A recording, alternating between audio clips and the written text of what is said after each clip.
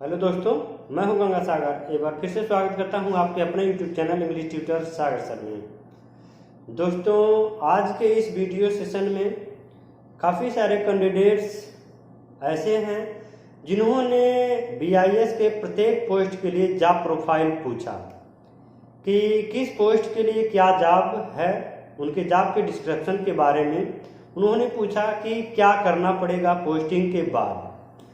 काफ़ी सारे कैंडिडेट्स ने पूछा, मेल से भी पूछा और व्हाट्सएप से भी कांटेक्ट करके और टेलीग्राम ग्रुप में भी मैसेज करके काफ़ी सारे कैंडिडेट्स ने पूछा कि सर क्या जॉब प्रोफाइल होगी प्रत्येक पोस्ट के लिए, किस पोस्ट के लिए क्या जॉब प्रोफाइल होगा, यानी कौन सा काम उनको करना पड़ेगा।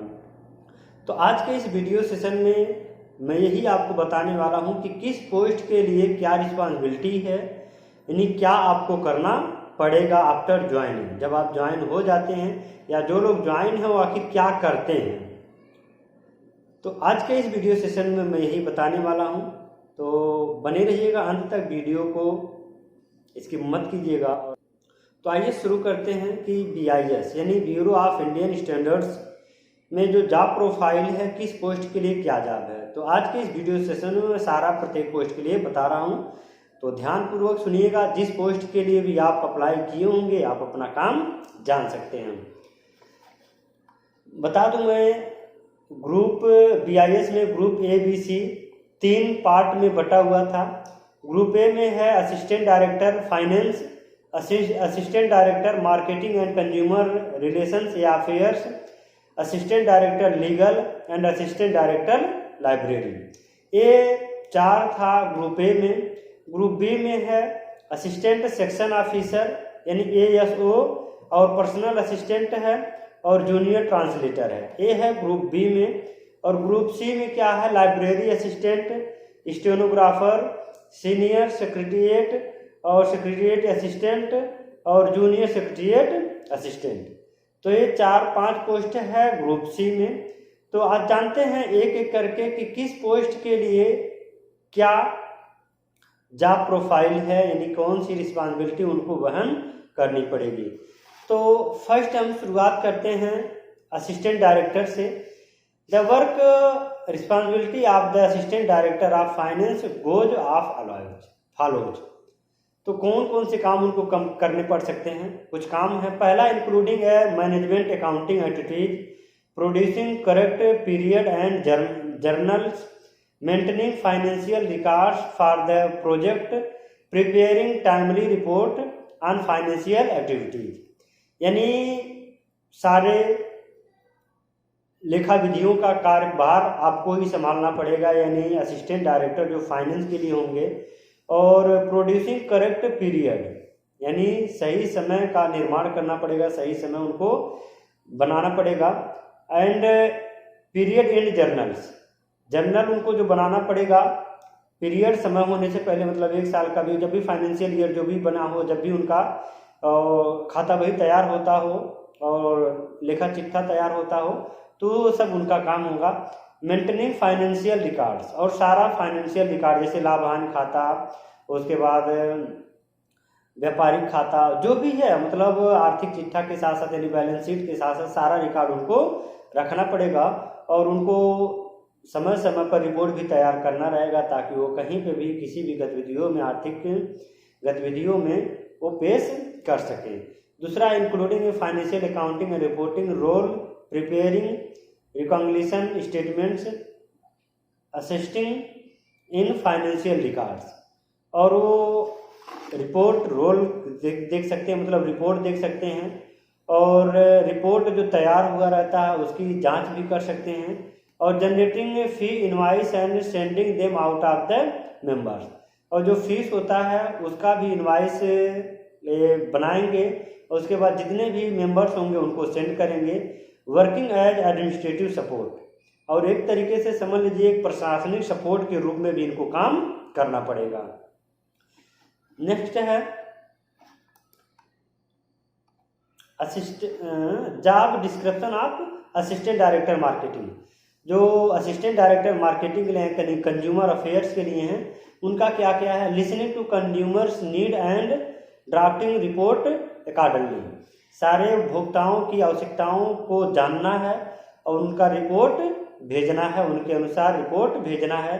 Taking the ongoing trends in the market, keeping a track of the competitor.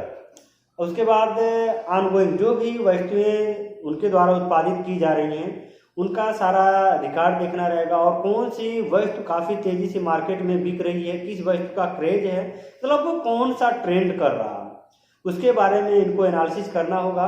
और कंपटीशन, सारे प्रतिस्पर्धी जितने भी होंगे, आप जानते ही हैं कि सारे सेक्टर में प्रतिस्पर्धा बढ़ता ही चला गया है।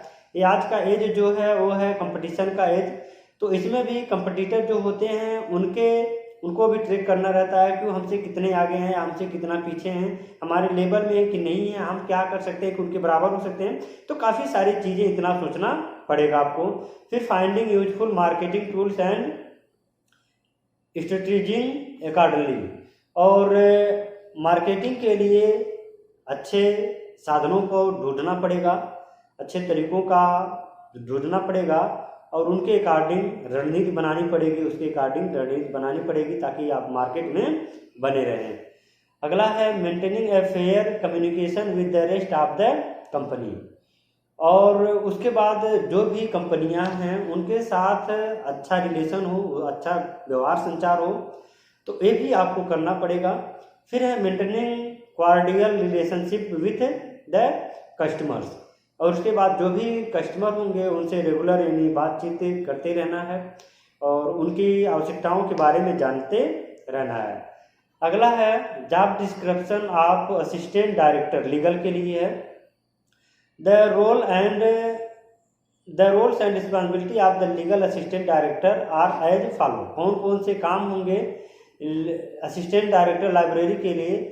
Performing library operations and managerial duties that are connected to personal, उनको सारा लाइब्रेरी वाला जो कार्यभार होगा उनको संभालना होगा।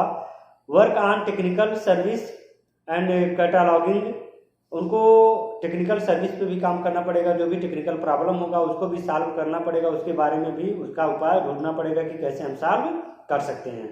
फिर है supervision the library when the director is absent, और जब डायरेक्टर अब्सेंट होंगे तो आपको सुपरविजन, लाइब्रेरी का भी सुपरविजन करना पड़ेगा, यानी आपको एक्स्ट्रा कार्यभार संभालना पड़ेगा। फिर है correct intimation of the library service and coordinating with the selection, और करेक्ट इंफॉर्मेशन भी रखना पड़ेगा उसके बारे में, और लाइब्रेरी जो पुस्तकालय होता है उसका भी देखभाल आपको नियमित करनी पड़ेगी। उसके आगे है जॉब डिस्क्रिप्शन आप BIS ग्रुप बी, इसमें ग्रुप बी में है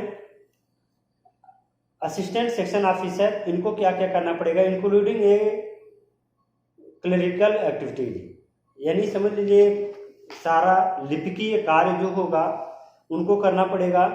completing files and addressing up to the deadlines, और उसके बाद सारा फाइल कंप्लीट करना होगा और वो भी अडेयरिंग करना पड़ेगा कि वो डेडलाइन कब है, मतलब उसका निर्धारित समय कब समाप्त हो रहा है।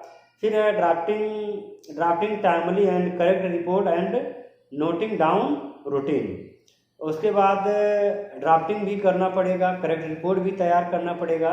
Writing official letters as required and sending them to the concerned authority, उसके बाद ऑफिशियल लेटर्स भी आपको तैयार करना पड़ेगा, फिर उनको भेजना पड़ेगा जो उसके संबंधित अधिकारी होंगे, पदाधिकारी होंगे, उनको लेटर सेंड भी करना पड़ेगा।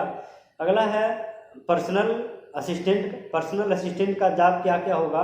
Working with senior staff and providing complete support, आपको सीनियर स्टाफ के साथ काम करना पड़ेगा और उनको पूरा कंप्लीट सपोर्ट करना पड़ेगा। फिर entitling administration helps on the option as required, जब भी कभी आपको ज़रूरत पड़ती है तो आपको प्रशासनिक कार्यभार भी संभालना पड़ेगा, करना पड़ सकता है। Keeping a track and monitoring emails activities, mails को आपको देखना पड़ेगा, उसको मॉनिटर करना पड़ेगा। Entirely communicate with their part, और उनके सभी हिस्सों से जो भी लोग जुड़े होंगे उनसे कम्युनिकेशन करना पड़ेगा। शेड्यूलिंग मीटिंग एंड ट्रेवल्स, और मीटिंग और ट्रेवल्स का भी आपको शेड्यूल तैयार करना पड़ेगा कि कब डायरेक्टर को कहाँ जाना है, क्या करना है, आपको भी इसका तैयारी करना पड़ेगा। फिर है जूनियर ट्रांसलेटर का। जूनियर ट्रांसलेटर क्या करेंगे? Getting customised to project content and work.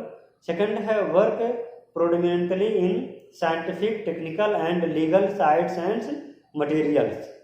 फिर है conducting language test, translating programmes, ensuring proofreading. यानी इनको जो भी होगा ट्रांसलेटर का जो काम होगा वो क्या करेंगे? प्रोजेक्ट से काम करेंगे, सारा उसे मैनेजमेंट करेंगे। फिर इनका जो ट्रांसलेटर का काम हो वो भी इनको करना पड़ेगा। फिर है BIS ग्रुप सी के लिए। ग्रुप सी में है लाइब्रेरी असिस्टेंट, तो असिस्टेंट लाइब्रेरी डायरेक्टर। तो इनको क्या करना पड़ेगा? The role of the responsibility of the library assistant is quite similar to that the assistant library director. Library assistant को भी वही काम करना पड़ेगा जो असिस्टेंट लाइब्रेरी डायरेक्टर को करना पड़ता है, कभी उनके न रहने पर या जब वो कभी हट जाते हैं।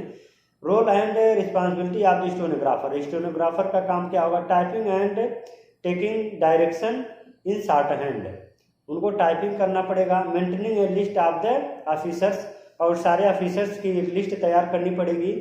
और keeping a track of official dealing, meeting, engagement and more. जो भी मतलब गतिविधियाँ होंगी, जैसे ऑफिशियल डील का, मीटिंग करना, अरेंजमेंट, एंगेजमेंट करना, मतलब कब किससे मिलना है, क्या बातचीत करना है, इसके बारे में भी रिकॉर्ड तैयार करना है।